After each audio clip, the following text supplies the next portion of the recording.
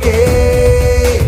বাংলা নিজের সোনার ফসল, তাও দেবে না তাকে।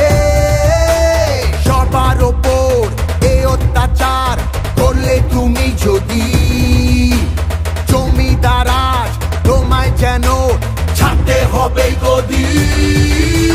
জনগণের গর্জন